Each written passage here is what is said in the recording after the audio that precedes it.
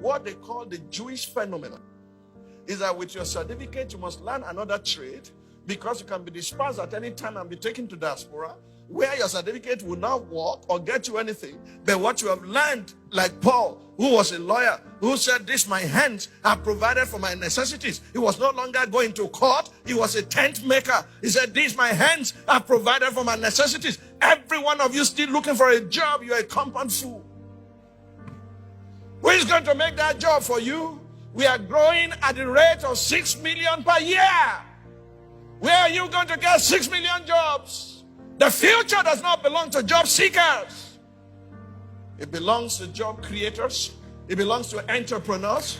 It belongs to the like of my mother, who did not go to school but made her direct clothes in such a way that he catapulted her into America to go teach in Bloomington, Indiana University, how Africans made their clothes before the Europeans came. Do you know Biola Segwe went to university? Now my daughters, my wife, they patronize her. Another are patronizing them. Do you know Sophistica? They went to school. Some of the outreach at one is by Sophistica. Do you know the man called Master Dollar? He's the one sewing for all those in the House of Assembly, so for the governor, and he's sewing for me too. His factory is at Idiaraba. All he does there is to sew agbada. If you go to him today and say, "I need this agbada in 2 days," he will get it ready for you without fail.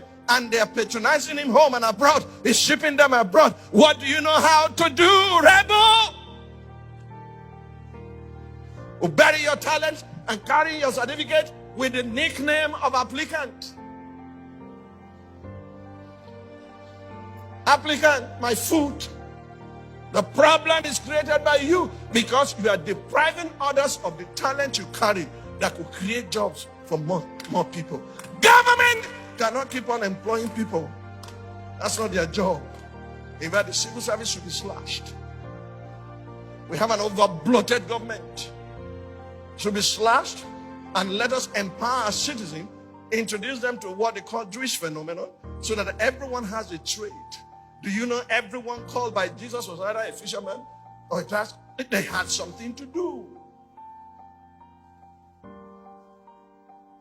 Joseph said to his brothers when they arrived in Egypt, he said, "I'm taking you before Pharaoh tomorrow, and Pharaoh will only ask you one question, not what is your certificate?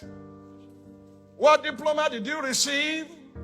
He will ask you, what is your occupation?"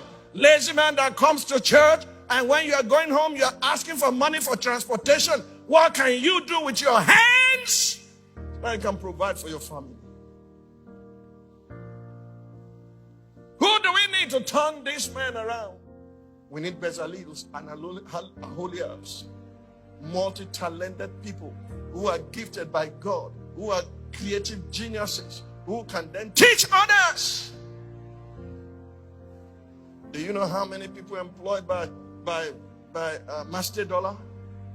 Employed by Sophistica? Do you know how many people are into Nollywood today? Do you know how many have become masters of ceremony and they're earning a living? And you consider those jobs beneath you, but you're still an applicant. You can't feed your family. You have lost the faith. You are worse than an infidel.